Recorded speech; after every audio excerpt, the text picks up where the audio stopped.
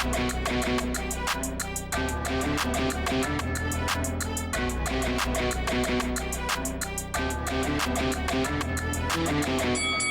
guys, welcome to Boxing Squared for boxing news and views from around the internet.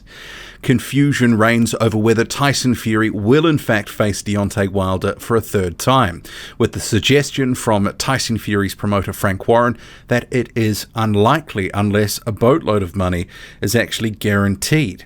So there has been a number of reports that have been swirling around in the past sort of 12 hours at the time that I record this video. So it first started a Daily Mail article. See here on screen, this is a screenshot. Tyson Fury's trilogy bout with Deontay Wilder is abandoned, and that's in capital letters, to leave path clear for blockbuster heavyweight unification fight with Anthony Joshua at Wembley next spring. And then it goes on to detail some key points and then getting into the article. But I would note there's no real solid sort of names sort of speaking here, sources that they sort of quote both sides of the Atlantic, but they are unnamed sources. So this is something that has cropped up before. Is it going to happen? When's it going to happen? Would it be happening in 2020 at all? So on the back of that, you have Sky Sports as well as World Boxing News. And I'll get to the WBN quote first. This is Shelly Finkel, co-manager for Deontay Wilder.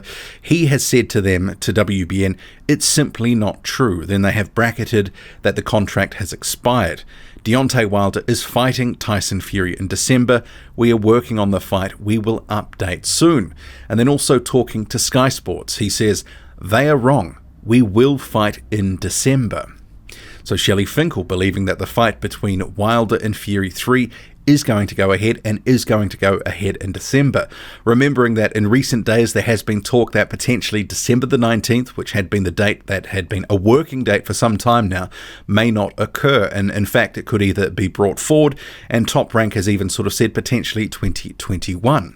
So where this gets even messier and murkier, so we're not quoting Bob Arum here, but Tyson Fury's other promoter. Remembering he is signed to Frank Warren, and then they did that deal with ESPN and Top Rank. So Frank Warren, on the Liam Williams card, which also featured Nathan Gorman, he actually was asked about, well, what's happening with this fight? And this is where it gets messy, because he said the contract does not go on forever. Tyson will move on. The plan is for Tyson to fight this year, by hook or by crook. He will fight this year. And then there was a follow-up question, will it be Wilder? Will he be fighting Deontay Wilder in a third fight? And he went on to say, and I quote, not unless someone comes up with a truckload of money with guarantees. So that is quite the statement by Frank Warren, and not for the first time either. This is maybe a bit more explicit than some other stuff he said recently, but he has cast doubt about this fight happening at all. And not the first time he's mentioned that the contract doesn't go on forever and that Tyson Fury is going to be fighting this year. So it's clear that there is something happening right now, an issue about this fight that is putting it in doubt. And Frank Warren is basically saying, we are going to go ahead and we're going to fight regardless if it's not Deontay Wilder. But if it is Deontay Wilder, someone's going to have to put up a lot of money. And I'll get to that money side in a moment, because this is the point for this fight where it looks potentially, expensive for whoever is actually putting this on.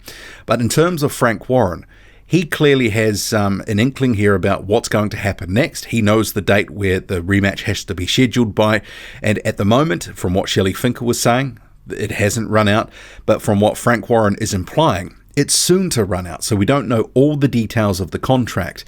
But he is saying if it's not Deontay Wilder, we're going to be fighting soon. And if it is going to be Deontay Wilder, the money is the real issue now. And for a third fight that there's not necessarily the same sort of appetite from fans for, I guess whoever's putting it on, there is a financial risk here, potentially, a loss in the sort of the making here. Remembering the second fight, the gate was about $16.9 million, and they did somewhere around 850,000 buys, which apparently was somewhere in or around the break-even point. But because it was such a one-sided affair to Tyson Fury, a third fight, you have to question what is the appetite from the sporting fan to want to, especially in the United States, to shell out another $75 or so for a third fight that maybe we didn't need to see. And the reason we got this third fight was because both of these teams, the respective sides, wanted to have that in their back pocket, depending on what sort of the outcome of the second fight was. So you can sort of say that maybe the appetite wouldn't be as much. So there is a risk that, say for example, if there was 500,000 or 600,000 buys, that actually might lead to some sort of financial loss, especially given there may not be a crowd, or at least a limited crowd.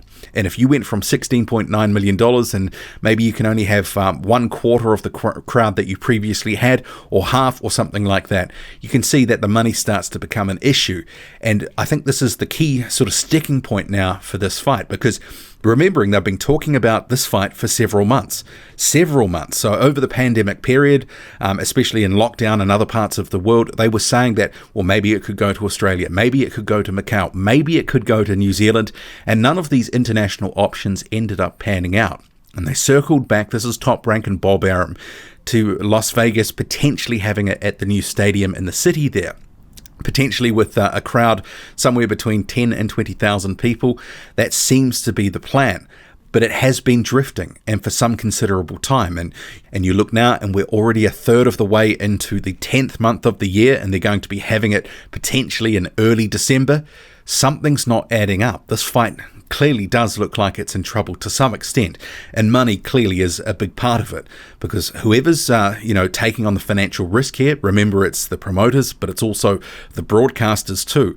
They don't want to take a bath here and lose millions and millions of dollars on this pay-per-view, because the guarantees would be significant. Remembering Tyson Fury and Deontay Wilder got somewhere around $25 to $30 million a piece for that second fight, and it would be a 60-40 split to Tyson Fury in the third fight. But whatever the guarantees are, it's going to be a hang of a lot of money. And this is why Frank Warren is bringing up someone needs to come up with, as he says, a truckload of money with guarantees. Because maybe at the moment, whoever's taking on the risk of this wants to have the guarantees lower.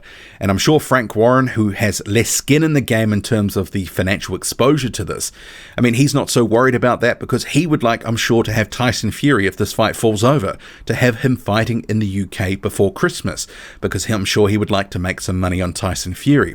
But maybe it would end up being, if there's a change of opponent in the United States on ESPN, hopefully not some sort of Tom Schwartz level opponent, but you never know. At this point, they may have to go for cheaper opponents, especially, I guess, if they're looking to go into some bigger fight with Anthony Joshua next year. But Joshua still has Kubrat Pulev coming up in December, and maybe even potentially Alexander Usyk, his WBO mandatory after that. But Frank Warren, setting the cat amongst the pigeon with his statements, he is casting doubt that this is going ahead at all. And if it is going ahead, someone's got to put up the money. And that seems to be a major issue at the moment, at least from the outside looking in with the information that we have available. So he's saying someone needs to put it up with guarantees. What do you make of it all? Drop a comment, loud and often. Hit like, hit subscribe, follow me on Twitter, boxing_squared. I'm out.